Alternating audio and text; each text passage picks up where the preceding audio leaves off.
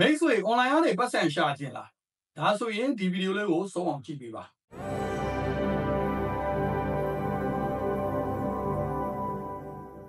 အားလုံးမင်္ဂလာပါ CEC ကနေပြန်လည်ကြိုဆိုလိုက်ပါတယ်ကျွန်တော်ကတော့စီးပွားရေးနဲ့ marketing ပိုင်းတွေကို sharing လုပ်ပေးနေတဲ့အောင်ပုံဖြစ်ပါတယ်ဆိုတော့ဒီကြောင်လေးကိုပြောဖို့စိတ်ကူးရတာနည်းနည်းလေးကြာနေပြီတစ်လနှစ်လလောက်ရှိပြီဒါပေမဲ့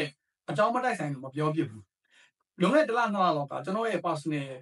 account ရဲ့ messenger မှာတပည့်တယောက်က screenshot လေးတစ်ခုလာပို့တယ်ဒါလေးကပေါ့နော်သူ့ရဲ့ Facebook page ကပတ်စံရလာပြီလားပေါ့ဗျာလို့လာမေးတယ်တနည်းအားဖြင့်ပြောရင် monetization အောင်ပြီလားလို့ကျွန်တော်တို့လာပြီးတော့မေးတာဗျာအဲ့ဒီကိစ္စလေးကိုကျွန်တော်နည်းနည်းပြောချင်တယ်ကျွန်တော်တို့ online ကပတ်စံရှာတဲ့နေရာမှာကျွန်တော်အကြမ်းဖျင်းနှစ်ခုခွဲလိုက်မယ်တစ်ခုကကြတော့ online ပေါ်ကနေပြီးတော့အယောင်းအဝယ်လုပ်တယ်တင်တန်းတွေဖွင့်တယ် service တွေပေးတယ်အဲ့ဒါတစ်ခုနော်အဲ့ဒီအုပ်စုကကြတော့ business လို့ပြောရမှာပေါ့ထားပါတော့ကျွန်တော်တို့မျက်နှာပြရေးပဲဖြစ်ဖြစ်မျက်နှာမပြပဲဖြစ်ဖြစ် branding တစ်ခုတည်ဆောက်တယ်ပြီးတော့အဲ့ဒီ branding နဲ့အတူတူကျွန်တော်တို့ service တွေရောင်းမယ်ကုန်ပစ္စည်းတွေရောင်းမယ်နော်ဒါက business လုပ်တဲ့အုပ်စုတစ်ခုနောက်တစ်ခုကကြတော့ online ကနေပြီးတော့ content တွေဖန်တီးမယ်အဲ့လို content တွေဖန်တီးပြီးတော့အဲ့ဒီ content တွေအောင်မြင်လာတဲ့ညသက်ဆိုင်ရာ platform ကနေပေးတဲ့ monetization လို့ခေါ်တဲ့ creator တွေကိုပေးတဲ့ပတ်စံကိုရမယ်ဆိုတော့ Facebook YouTube TikTok ပေါ့ကျွန်တော်တို့ monetization ရတဲ့ပတ်စံရှိမယ်နောက်တစ်ခုကကြတော့သက်ဆိုင်ရာ business တွေနဲ့ကြော်ညာတွေလုပ်တယ်နောက်ပြီးတော့ဒီ collab တွေလုပ်တယ်နော် affiliate တွေလုပ်တယ်အဲ့လိုနည်းနဲ့ပတ်စံရတယ်ရှိမယ်ဆိုတော့အကျဉ်းမြင့်နှစ်ဖွဲ့အဖွဲ့က business လုပ်ပြီးတော့ပတ်စံရှာတဲ့အဖွဲ့ creator လုပ်ပြီးတော့ပတ်စံရှာတဲ့အဖွဲ့ဒါပေမဲ့ business လုပ်တဲ့လူကလည်း content တွေတော့ဖန်တီးရတာပဲဒါပေမဲ့လောလောဆယ်အဲ့လိုနှစ်မျိုးခွဲလိုက်ညာ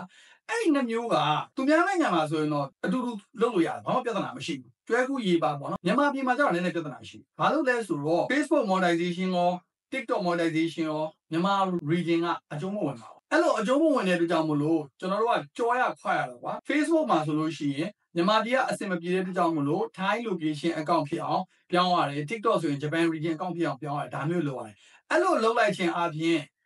အားသာချက်က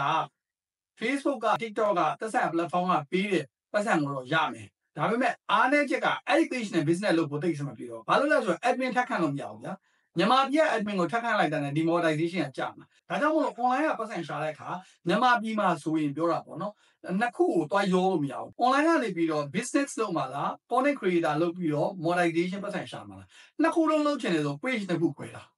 ဈေးရောက်မဲ့ page က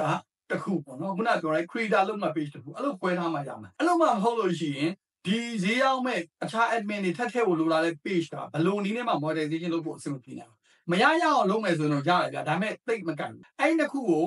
သူများနိုင်ငံမှာဆိုရင်တပေါင်းနဲ့အတူတူလုပ်လို့ရတယ်ကျွန်တော်တို့စီမှာတော့နှစ်ခုလုံးကိုအဲ့သွားမပူးနဲ့သွားပူရှုပ်လုပ်လို့အဆင်မပြေဘူးအဲ့တော့တစ်ခုချင်းစီမှာတော့အားနည်းချက်အားသာချက်စီကိုယ်စီတွေတော့ရှိကြတယ်ဒါကြောင့်မို့လို့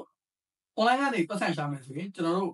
မြန်မာစကားနဲ့ပြောရင်ဖားလာငါလာကိုရအောင်လို့ဖားလို့ငါလို့လုံးလိုက်ဖားဆိုဖားလိုက်၍ငါဆိုငါလိုက်၍အဲ့ဒါမြန်မာပြည်မှာနိုင်ငံခြားမှာဆိုရင်တော့နှစ်မျိုးလုံးလုပ်လို့ရပါတယ်ဟုတ်ကဲ့ပါဗီဒီယိုလေးကတော့ပါပါခင်ဗျအဆုံးထိအချိန်ပေးပြီးကြည့်ရှုပေးကြတဲ့တယောက်ချင်းစီကိုကျေးဇူးအများကြီးတင်ပါတယ်ဒါနဲ့စကားမဆက်နှခမ်းမွေးလာပြောနေတယ်ကျွန်တော်ရိတ်လိုက်ပြီနော်ဟုတ်ကဲ့အားလုံးပဲကျွန်တော်နောက်ဗီဒီယိုနဲ့ကြည့်ပြန်လာခဲ့ပါမယ်ကြာ